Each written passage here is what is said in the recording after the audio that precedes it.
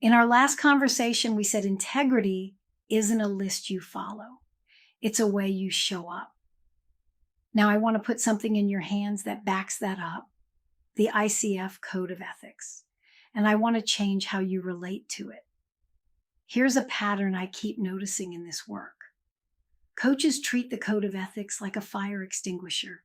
It's mounted on the wall, you know roughly where it is, and you hope you never have to use it.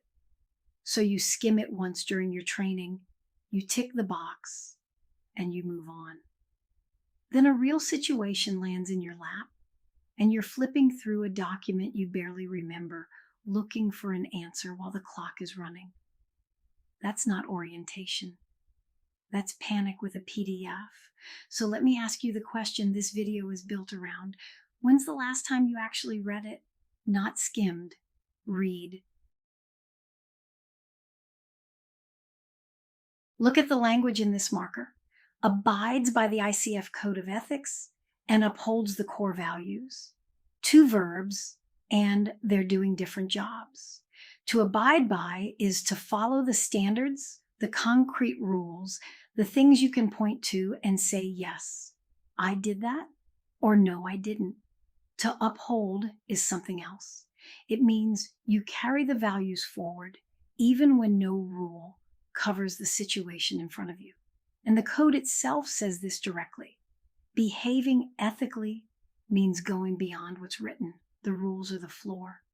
The values are how you walk the room. Notice that word, abides, not abided, not reviewed once. It's present tense, ongoing. This isn't something you did during training. It's something you do Tuesday at 2 o'clock when a session gets complicated.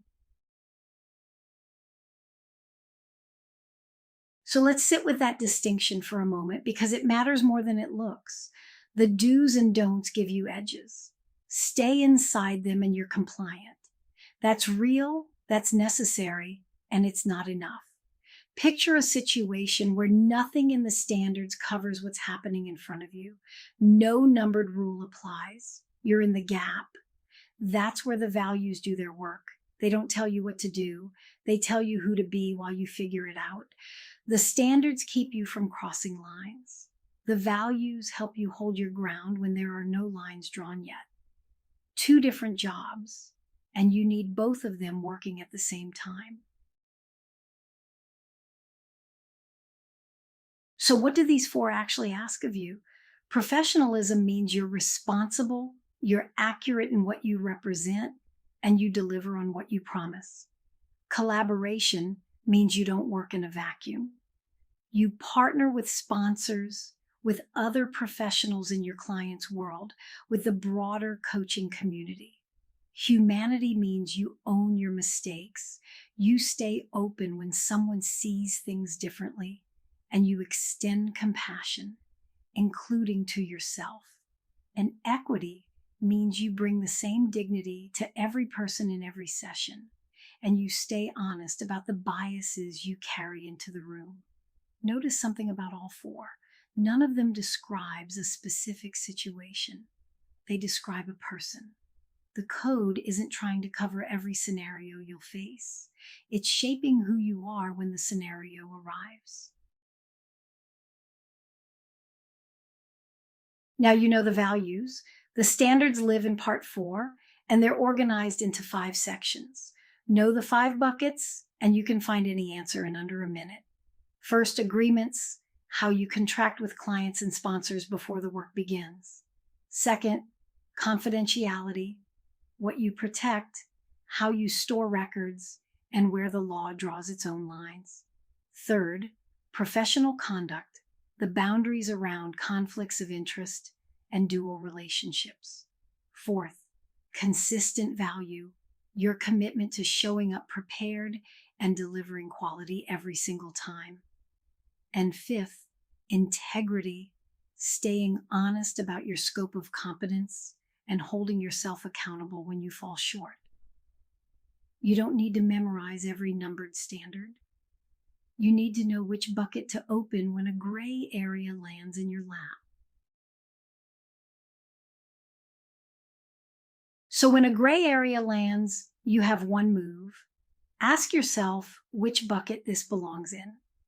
That question alone cuts through most of the fog. Say you're about to record a coaching session for your mentor coaching submission. Where do you go? Section 2, confidentiality.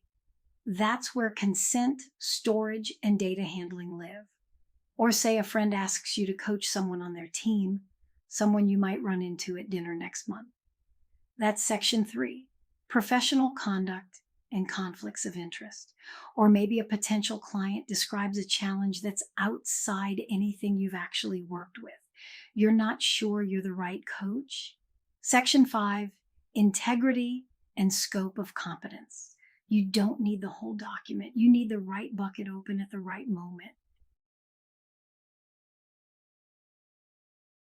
Here is what I want you to do before your next coaching session. Pull up the full ICF Code of Ethics and make sure the date on it says April 2025.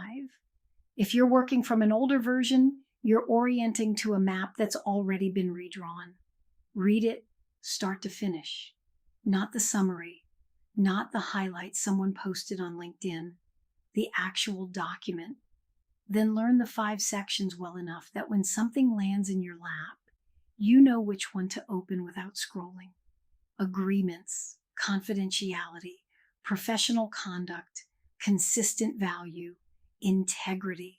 And while you're reading, pay attention to where you feel resistance. That section, the one that makes you uncomfortable, bookmark it.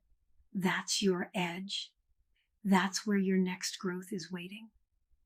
Now let's walk into the bucket you will reach for more than any other, and the one that trips up more coaches than they expect. Confidentiality.